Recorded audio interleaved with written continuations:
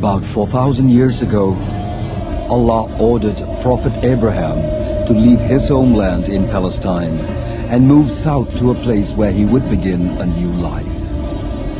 Along with his wife, Siti Hajar, and their son, Ismail, Abraham had to endure great difficulties till he finally reached a barren, uninhabited land.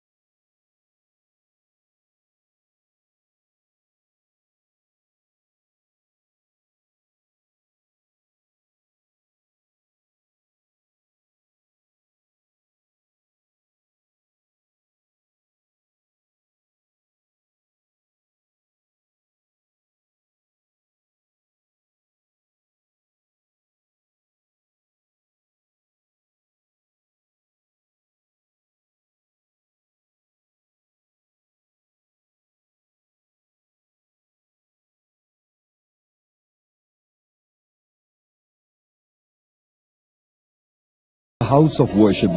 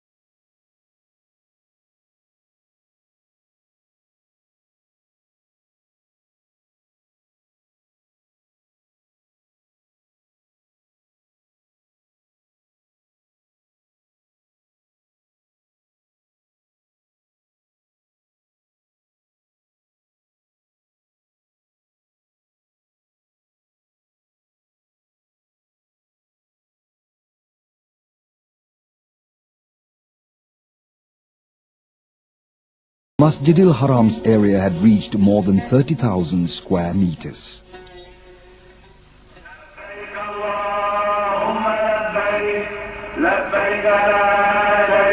Once a year, pilgrims from all over the world converge in this holy city to perform the Hajj, or pilgrimage, the fifth pillar in Islam. In the 1950s, the number of pilgrims reached the 200,000 mark, double the number in the 1920s.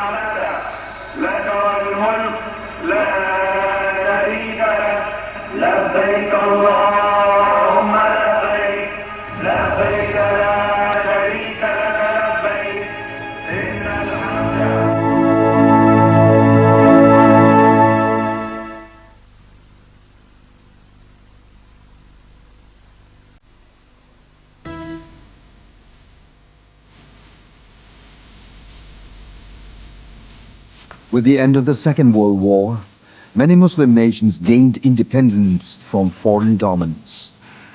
The relatively peaceful period enabled the Muslims to return to this holy land.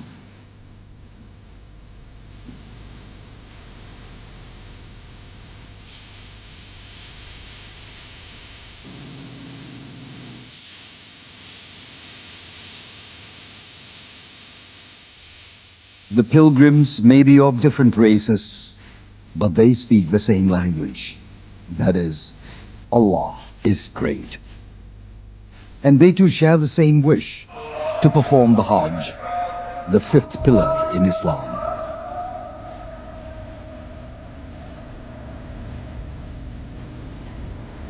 The 1950s witnessed the beginning of the major renovation works on the Masjid al-Haram by the Saudi government. The last time the Grand Mosque of Mecca was enlarged was 11 centuries ago during the rule of Al-Muqtadir of the Abbasid dynasty. By the 1960s, the city of Mecca already had its own unique landmark to differentiate itself from the rest of the country.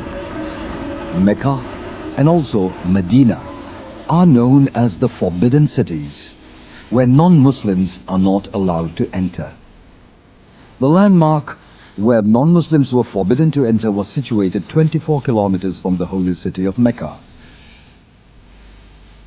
This is a view of the Masjid al-Haram in the 1960s.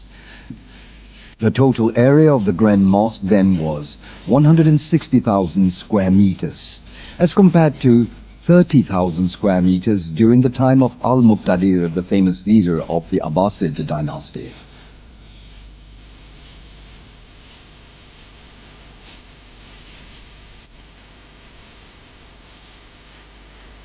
In the 1960s, the Masjid al-Haram could accommodate more than 400,000 worshippers at the same time. Each group of pilgrims was led by a mutawif, an experienced guide who would assist the pilgrims to perform the Hajj.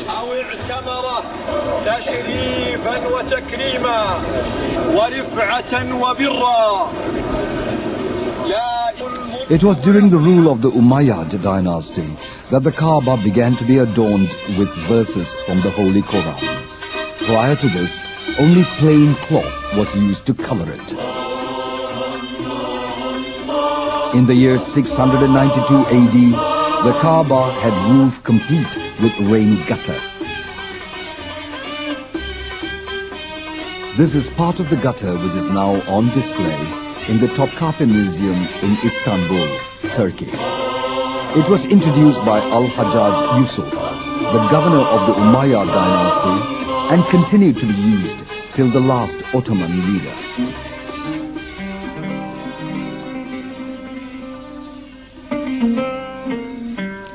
The gutter was later plated with gold in 1853 during the reign of Sultan Abdul Majid I. The Turkish Ottoman dynasty was founded in 1281. In 1517, one of its leaders, Sultan Salim I, was awarded the key to the Kaaba, which symbolized the beginning of the Ottoman sovereignty over the holy cities of Mecca and Medina. The Ottomans also took great efforts in the maintenance of the Kaaba. Part of the work was to replace the aging wooden doors.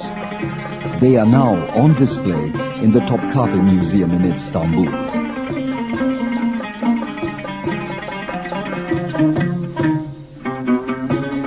The designs of the Kaaba doors were also refined from time to time. The changing facade can be seen on these doors now on display in the Saudi Museum.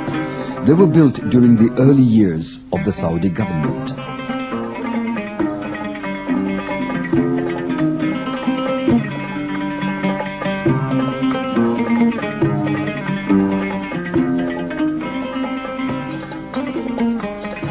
Later, the appearance and strength of the doors were reinforced by covering them with copper. Back then, the design of the doors did not include verses from the Holy Quran.